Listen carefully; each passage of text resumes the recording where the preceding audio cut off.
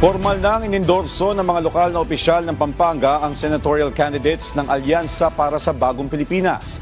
Bagamat paiba-iba ang resulta ng pre-election survey, hindi nababahala ang grupo at tuloy-tuloy sila sa pag-iikot sa iba't ibang bahagi ng bansa.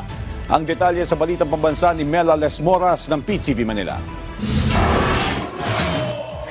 3 linggo bago ang hatol ng Bayan 2025, puspusa na ang pag-iikot ng mga pambato sa pagkasenador ng Alyansa para sa Bagong Pilipinas. Ngayong araw, 4 na malalaking campaign sorties sa Pampanga ang kanilang nilahukan kung saan sila'y inendorso at nakatanggap ng mainit na suporta hindi lang mula sa mga residente kundi maging sa mga lokal na opisyal. Kabilang sa mga humarap dito ang mga senador na sina Francis Tolentino, Bong Revilla, Lito Lapid at Pia Cayetano, mga dating Senador Tito Soto at Manny Pacquiao, Makati City Mayor Abby Binay, dating DILG Secretary Benhur Abalos at Congressman Erwin Tulfo at Camille Villar. Hindi naman nakarating si dating Senador Panfilo Lacson. Parang feeling ko kahit ano pong hinaharap natin, kaya nating malampasan pag nandyan po kayo.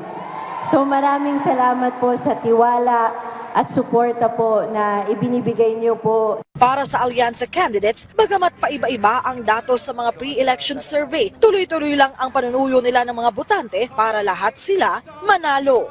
Ikot lang, sipag lang. Yun ang importante, sipag at marinig tayo ng taong bayan. Yung plataforma natin, yung hangarin natin na makatulong sa mga mahihirap na tao. Well, ganun naman talaga ang laban no? In any case, surveys are just surveys. At the end of the day, it is the people who will decide. Hindi rin daw nababahala ang alyansa kahit pa umaangat sa surveys ang ilan nilang kalaban dahil ang tunay na aksyon mangyayari raw pagkatapos ng eleksyon. I'm happy where I'm at right now. Papasalamat na tayo sa mga kababayan natin because from nowhere, actually for several months, naging number 1 tayo.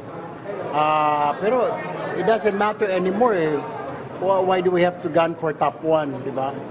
Ang importante, kung you will perform in the Senate. Si Senador Tolentino, itinanggi naman ang kumalat na ginusto niya umanong bumalik sa PDP laban. Iginiit din niyang nahak lamang siya nang magkaroon ng post sa kanyang Instagram account na nagkukumpara sa kasalukuyan at dating Pangulo. Hindi ako yun eh. May nanghak sa akin. Ang Instagram ko dormant for the last 1.5 years. Kahit tingnan nyo, hindi na ginagamit. Bigla na lang may nag-open. May nanghak nun. Sa ngayon, sunod-sunod ang nakukuhang endorsement ng Alyansa. Lubos naman ang pasalamat dito ni Alyansa Campaign Manager Toby Chanco. Tuloy-tuloy rin ang kanilang gagawing pag-ikot sa iba't ibang panig ng bansa.